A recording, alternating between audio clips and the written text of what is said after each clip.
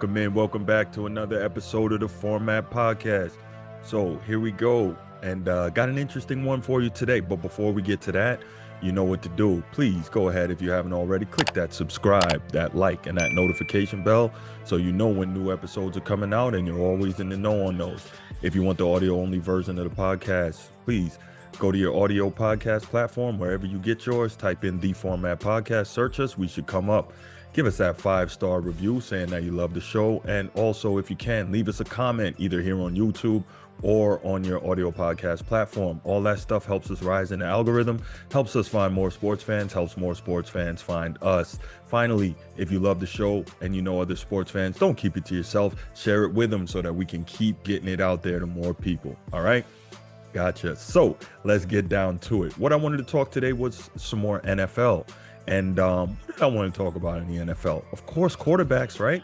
That seems like all we talk about in the NFL. But I want to talk about two quarterbacks in particular. Now, if you've been around this show for a while, you know that I'm a bit of a fan of Baker Mayfield. Now, I can be objective and say that Baker's probably not what he thinks he is, and he's not what some people like maybe Skip Bayless thinks he is. But Baker can be a very good NFL quarterback. We've seen that. We've seen him set records. We've seen him take the Browns to the playoffs, obviously with a lot of help, and help them win their first playoff game in 25, 30 years, right? Can't remember the exact number of years. But the point is, we've seen Baker have some success when everything is right all around him. Now, a lot of people are not fans of Baker Mayfield. A lot of people knock him and say that he's an average quarterback, or for some people, they say he's a below average quarterback, and he needs everything to be perfect around him in order to succeed. Now, that may or may not be true. So be it. I don't have a problem with that. I'm not here to argue Baker Mayfield. He is what he is. We're going to continue to see, now that he's in Carolina, what type of quarterback he's capable of being on the NFL level. But Dak Prescott. Now, I've often looked at this and I've said Dak Prescott and Baker Mayfield are two sides of the same coin. And a lot of people look at me and say, what are you talking about, right? And I have said it multiple times. Y'all know how I feel about Dak. I do not believe he's elite. Don't believe he should have got paid. And now we're seeing he may or may not be injury prone. But that is a side point to this particular discussion. Something I've always said is that Baker Mayfield is better than, or at least equal to, Dak Prescott. Now, what I find to be so interesting between fans or the sports media, whether or not people like you in life plays such a difference on how you're perceived. And the reason I say that is, statistically, for the most part, Baker and Dak are the same. They have the same amount of playoff wins. Dak maybe throws for a few more playoff yards. Not playoff yards, passing yards. That could be attributed to scheme.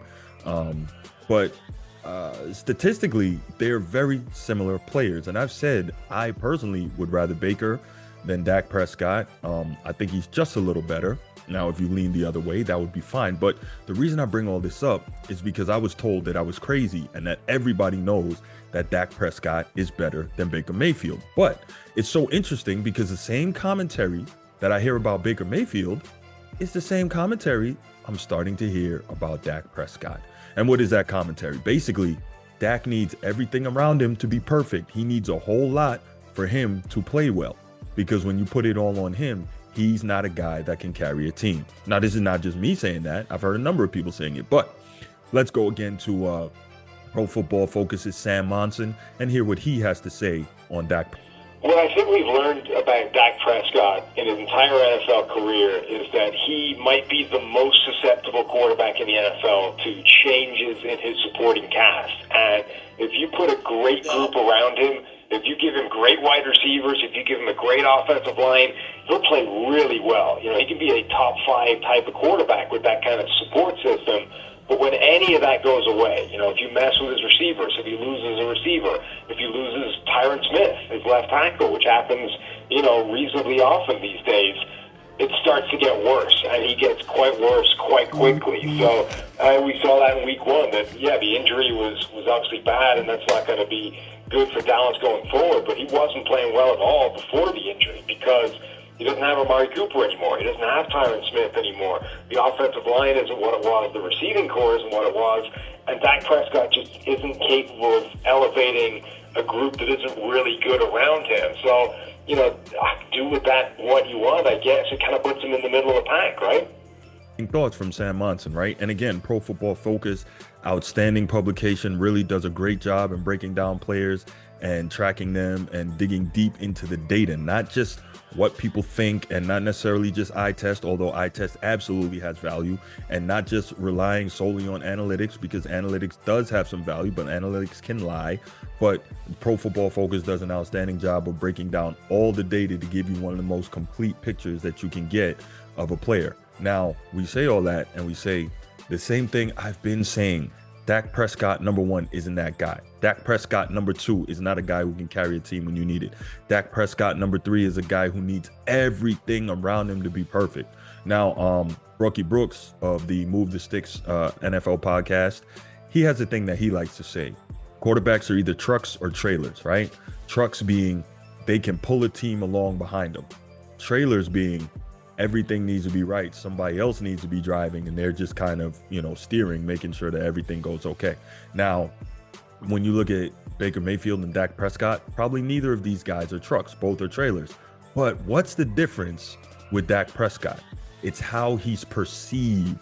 People like Dak Prescott. They love his attitude. They love the fact that he says the right things all the time. They love the fact that he's not a guy that upsets people. He's not aggressive. He's not snarky. He's not sarcastic. What did I say earlier this episode? How people feel about you and whether or not they like you plays a lot in the way you're perceived in life. And this is a prime example. Dak Prescott and Baker Mayfield, Dak Prescott, they're pretty much the same player. But people like Dak, so they give him the benefit of the doubt, not to mention he's the quarterback of quote-unquote America's team, right? The Dallas Cowboys. Again, I don't think they should be America's team. Brilliant marketing, different argument, different time. Anyway, people love Dak because of his attitude, right? He's palatable. Baker Mayfield often is not. Like I said, he's snarky. He's got an attitude. He can be combative. He's a guy who has the chip on his shoulder and is always looking for something to fuel his fire, where Dak may have that, but that's not something you get from him when you hear him speak. That's not something you get from him when you watch him play. You get the competitor, but you don't get it in the quote unquote negative way. So again, how people feel about you, whether or not they like you, plays such a huge role in how you're perceived in life. So what I want to know from you is, what do you think about my contention that Dak Prescott and Baker Mayfield are two sides of the same coin? Let me know your thoughts. Also, let me know who you think is the better player, or if they're the same player. Let me know your thoughts on that. Look forward to hearing it. And I'm out. Peace.